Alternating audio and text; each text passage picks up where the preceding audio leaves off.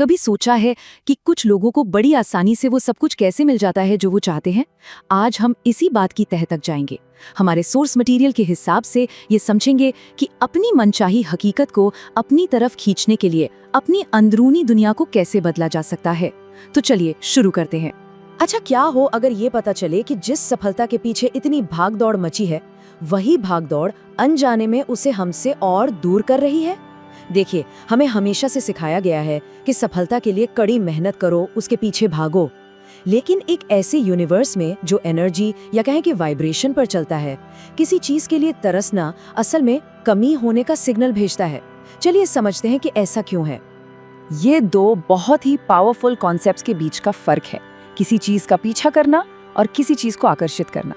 जब हम किसी चीज का पीछा करते हैं तो हम एक तरह से कमी की एनर्जी भेज रहे होते हैं, मतलब यूनिवर्स को ये बता रहे होते हैं कि हमारे पास वो चीज नहीं है। वहीं दूसरी तरफ आकर्षित करने का मतलब है उस एहसास में जीना जैसे कि वो चीज हमारे पास पहले से ही है।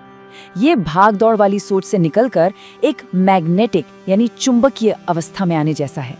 तो इसके पीछे की साइंस क्या है? ये कोई हवाई बातें नहीं है, ये असल में हमारी बायोलॉजी से, हमारे शरीर से बहुत गहराई से जुड़ा हुआ है। चलिए देखते हैं कि हमारा दिमाग असलियत को फिल्टर करता कैसे है। हमारे दिमाग में ना एक बहुत ही कमाल का सिस्टम होता है जिसे रेटिकुलर एक्टिवेटिंग सिस्टम या RAS कहते हैं। इसे आप अपने दिमाग का पर्सनल गेटकीपर समझ सकते हैं। ये तय करता है कि बाहर की दुनिया की कौन सी जानकारी पर हमारा ध्यान जाएगा। कभी ऐसा हुआ है कि जब कोई एक खास कार खरीदने की सोचता है तो अचानक उसे वही कार हर जगह दिखने लगती है। बस यही है RAS जो अपना काम कर रहा होता है।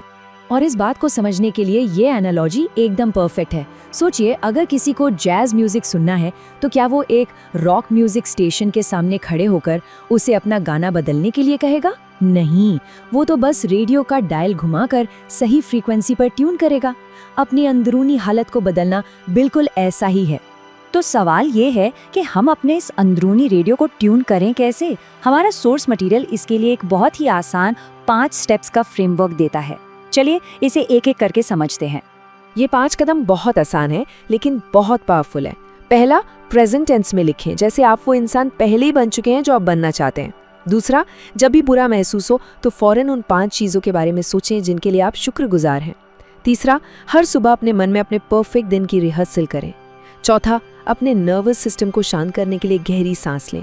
और पांचवा, सोने से ठीक पहले सफलता जैसा कोई एक पावरफुल शब्द अपने मन में दोहराएं।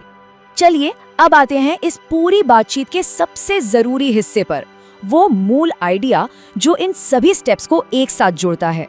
यहाँ सबसे बड़ी सीख यही है, यूनिवर्स हमारी चाहतों पर रिएक्ट नहीं करता, वो इस पर रिएक्ट करता है कि हम हैं क्या।